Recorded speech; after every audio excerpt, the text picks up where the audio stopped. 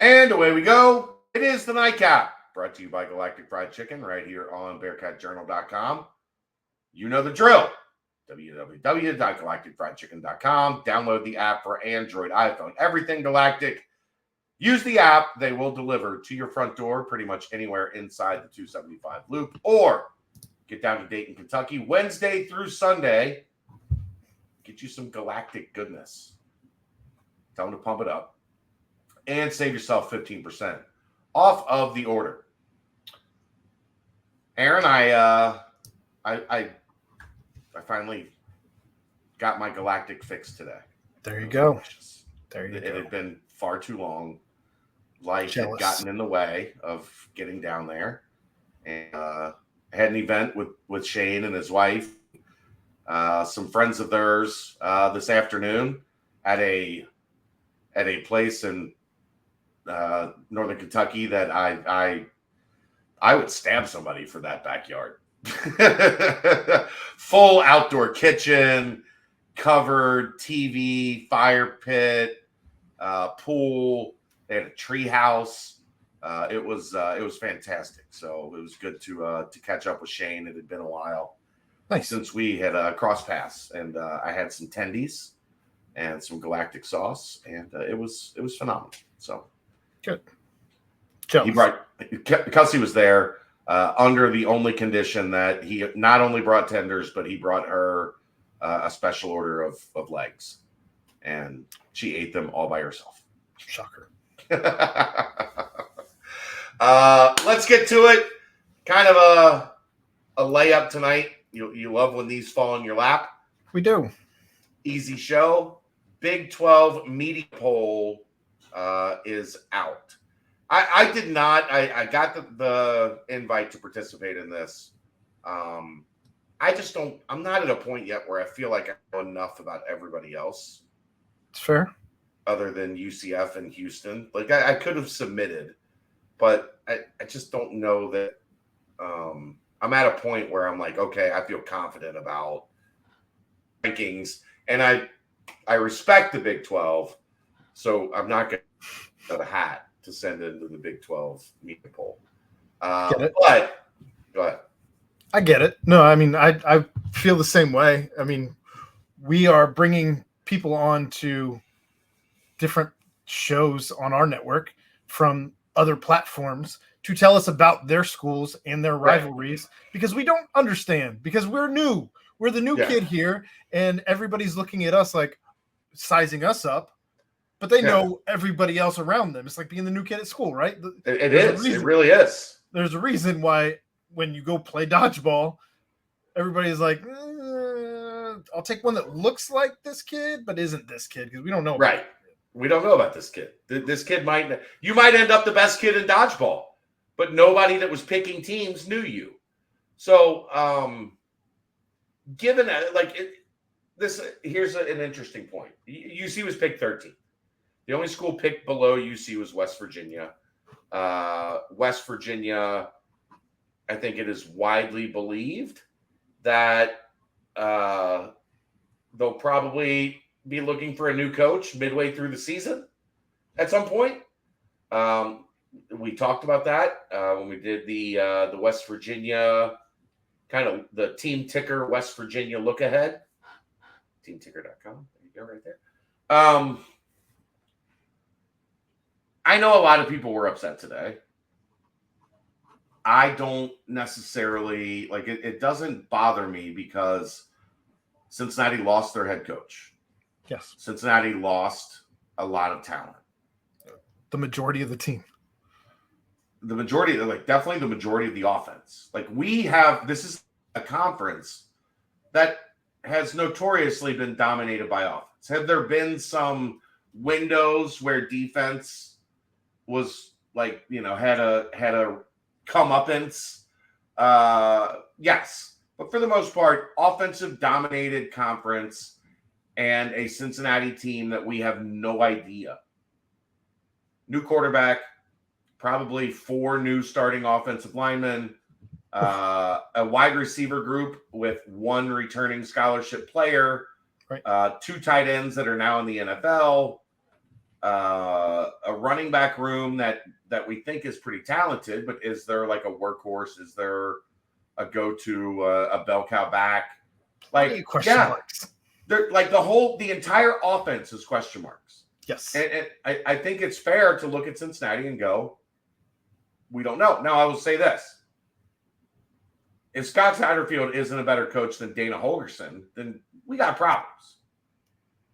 Wouldn't you rather it be this way, though? Like, if there were lofty expectations for this group and they didn't perform, like, I mean, say we were up somewhere in the 8 to 10 range and all of a sudden they didn't perform, people would be irate by game 5, game 6.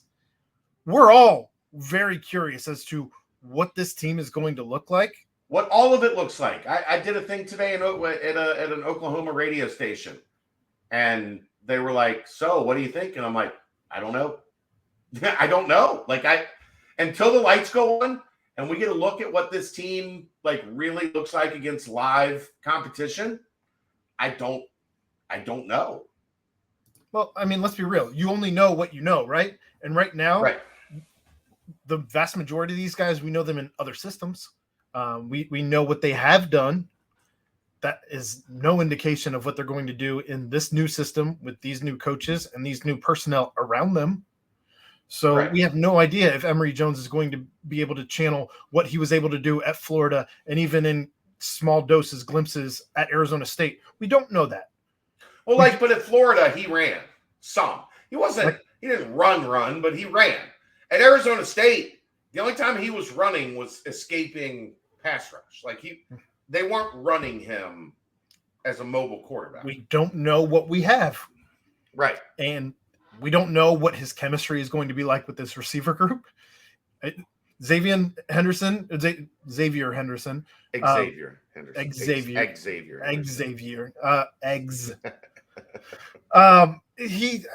Maybe they can channel back that energy that they had at Florida. Maybe they can't. Who knows? I mean, we're littered with question marks up and down the offense. I don't know outside of Gavin Gerhardt. Yeah, and even Gavin Gerhardt, we know we're aware of what his deficiencies were and what his positives were in the American Conference. We don't know what Gavin Gerhardt looks like against the Big 12. Think about it like this. The starting running back is probably going to be Corey Kiner or Miles Montgomery. Neither of those two guys were the starting running back last year. Correct. They played. They had an important role, but neither of those guys was a starting running back. We're not going to have a returning starter at wide receiver. Nope. Not going to have a returning starter at tight end. Nope. Not going to have a returning starter at quarterback. He's at Northwestern. Or at tackle. And Gavin is probably going to be, of the 11 starters on this offense, the only returning starter from a year ago. I go back to my point. We don't know what he looks like against the Big 12.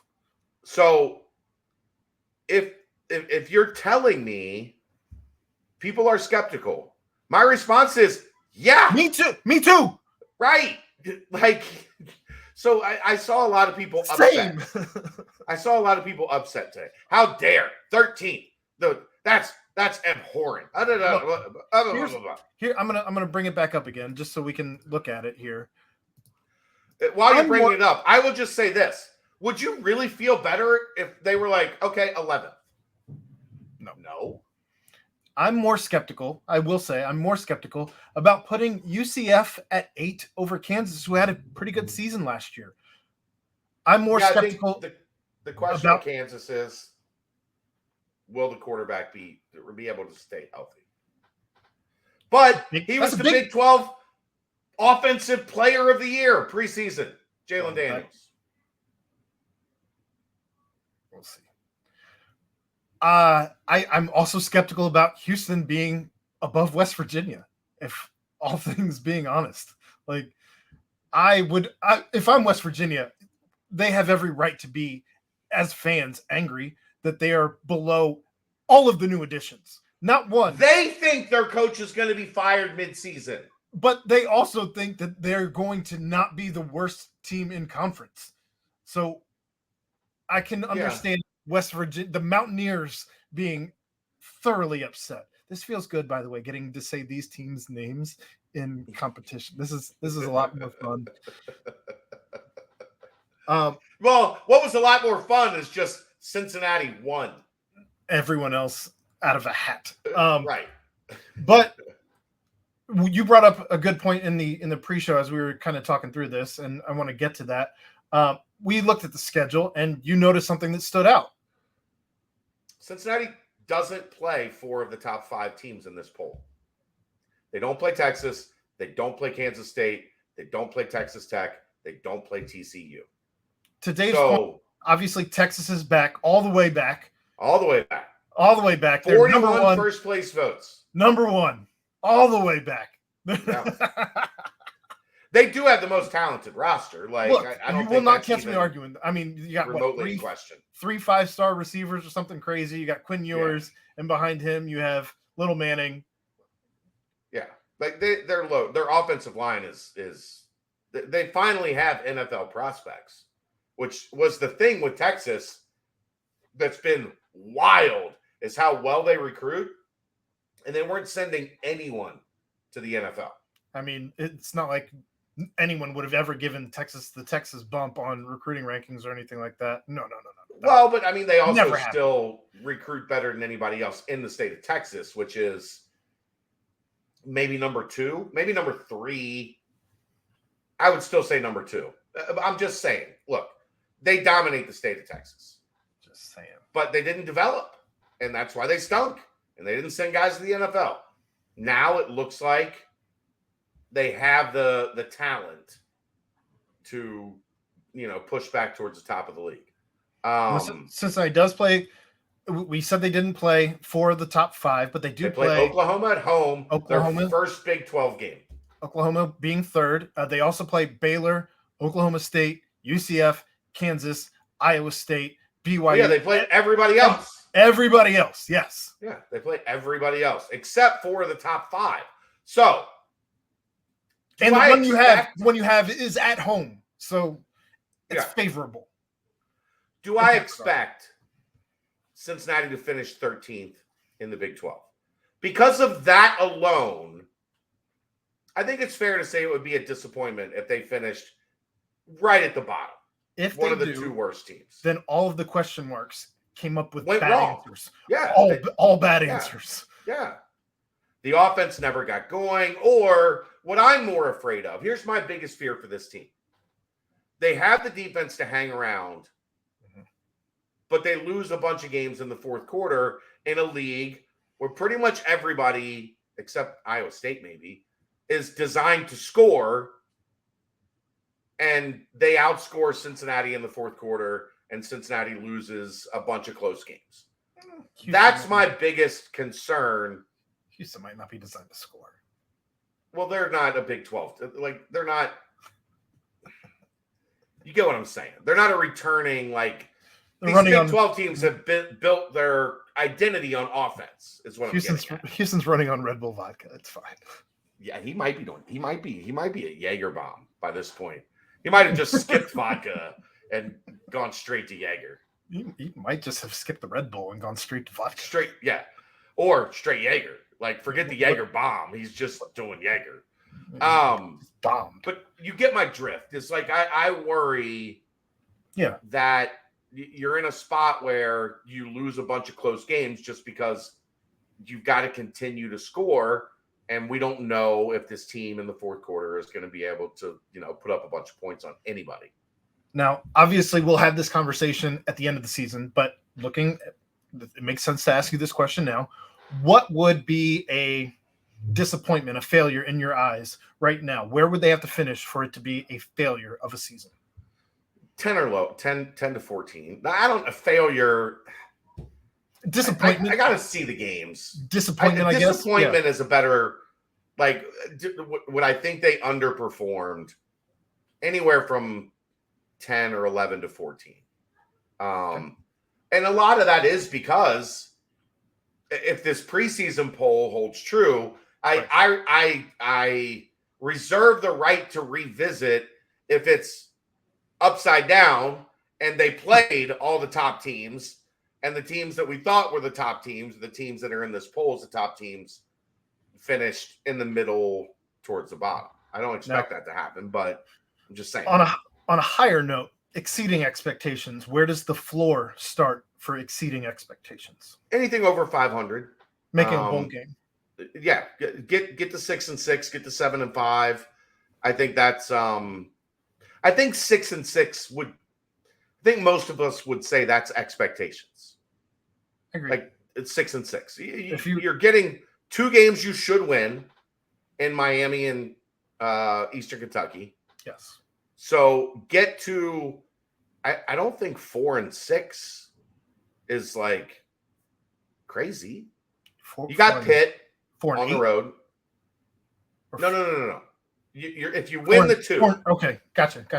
If you win Miami, then you have Pitt and your Big 12 schedule. Yeah. That would mean if you win those first 2, that you would go 4-8 to get to 6-6. I think that's or 4-6. 4-6. Yeah. I think that's reasonable.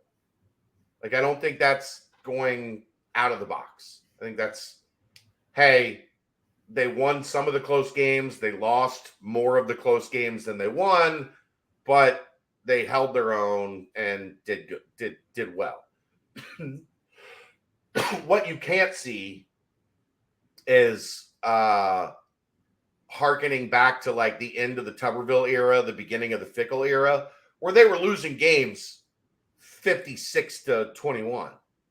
Like where it just wasn't competitive and they were getting their ass kicked. Especially if you're avoiding Texas, Kansas State, Texas Tech, right. TCU. Right. Yes. So that's get to 6-7 wins, make a bowl game, be respectable, show the people that were voting, because this was a media poll. This was not a coach's poll. It's a media poll where you got another thing to remember. 11 of these teams don't really know anything about Cincinnati.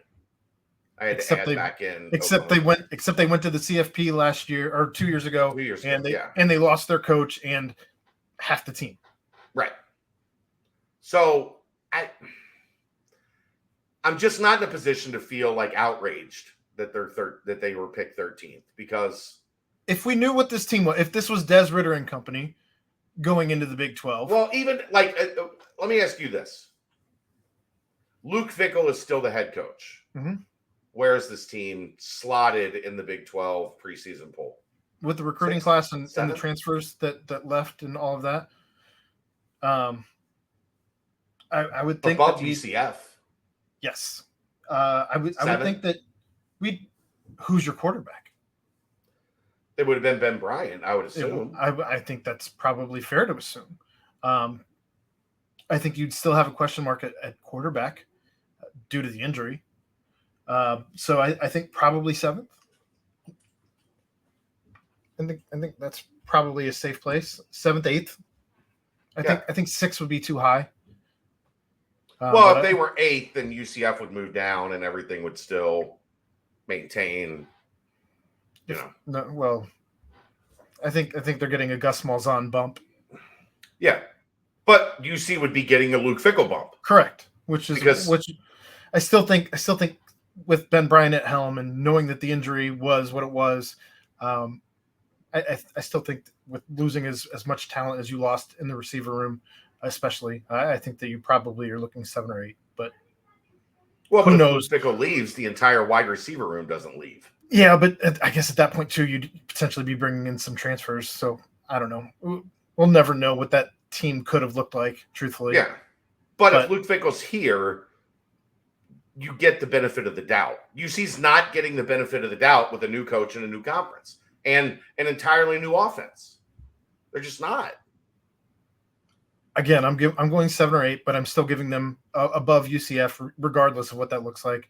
And I don't know, but that's a different story for a different timeline. Yep. So there you go. We could probably do an entire show on this one, and I'm sure we will Monday when Brent dives his juicy claws into it. But that's a nightcap. We will see you next time. Brought to you by Galactic Fried Chicken, right here on BearcatJournal.com. See ya!